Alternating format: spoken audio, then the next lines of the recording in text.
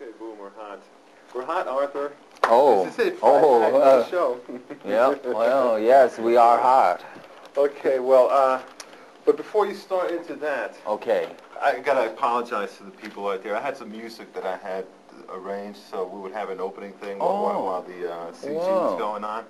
But on the other side of that same tape, I put some music on for Charlie, and she played that for Dan Harrigan, and I couldn't get in touch with Charlie before the show.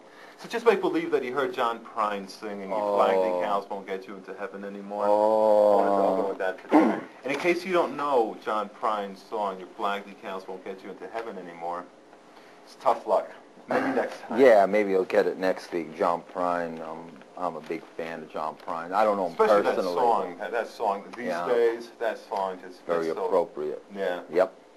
So anyway, what are we doing here, and who are we? Ah, right. This is You're the Expert, and this is Eddie Tiarino, and my name's Arthur Michioni, and we're here to urge you to utilize the most powerful medium in the world, which is television. And he's got documentation here. Yeah. And the one thing I found real interesting, tell him what 666 is. Oh, okay. Yeah, this is a UN Resolution 666, voted on September 13th. That's an interesting number there. Yeah. Allows humanitarian food aid into Iraq or Kuwait only to relieve human suffering. Only the Council can decide when those circumstances exist. The reason this is here is because one of the things we talked about last week was the UN resolutions, and how one of the things that had been mentioned so much about Iraq was that compliance with 12 UN resolutions. And according to the UN resolutions, there are really only 4 that Iraq could have complied with to begin with, because they're directed at Iraq, and the rest are such as the last one, where it directs humanitarian aid, and it talks about what the powers that the Council, the UN Security Council, can wield. So it's strange that they kept harping on these, the compliance with the 12 resolutions, of which only 4 Iraq could have. Right, so 8 of them were out of their control totally. 8 of them were out of their control totally. Right, and you know, and I don't know if we have to spend the time reading all of them. However, if you're interested, probably we can read them. Somebody is going to call in and want us to read all of them. And another thing in the case of documentation, one of the things we discussed last week was how there had been a training exercise that was very similar to the situation in Iraq, and in my mind, I'm willing to give the benefit of a doubt that it's coincidence. However, I don't think it was. The CIA is saying, thank God for coincidence. The drift of what the tone of the article is it's pretty much in praise of Schwarzkopf. One of the things, I'll just quote a little piece of it. In July, he put his staff through a war game exercise that postulated a major threat by a small-time dictator to U.S. interests in the Middle East, requiring a swift and massive military commitment.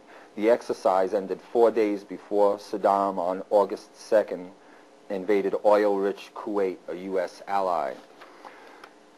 Purely coincidence. Purely coincidence, yeah. And I believe it was 5 days before the invasion of Kuwait, where the ambassador had that interview with Saddam Hussein, and I'm not entirely certain if it was 5 or 6 days or 7 days, but I believe it was 5 days. So in other words, it was while these exercises were going on that she was talking to Hussein. Yeah. And it's it's kind of peculiar that he should, Schwarzkopf should be having this training exercise that deals with a small dictator in the Middle East region, and having to have a massive and swift movement when all of these things, and to end this exercise 4 days before. Oh, and one other thing, just real quickly, the House roll call authorizing war, there is documentation, if anybody's interested, on who voted for sanctions.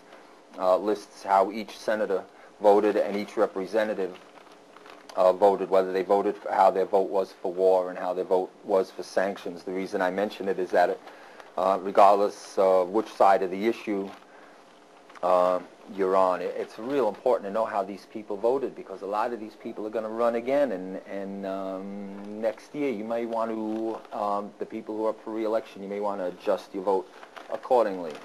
Well, I'm sure their opponents are going to let us know which way they voted.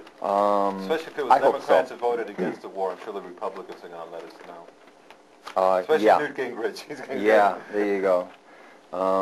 However, this is here, and if anybody is interested in having this list, if you write to us or call us and ask for it, we will get a copy of it for you if you're interested.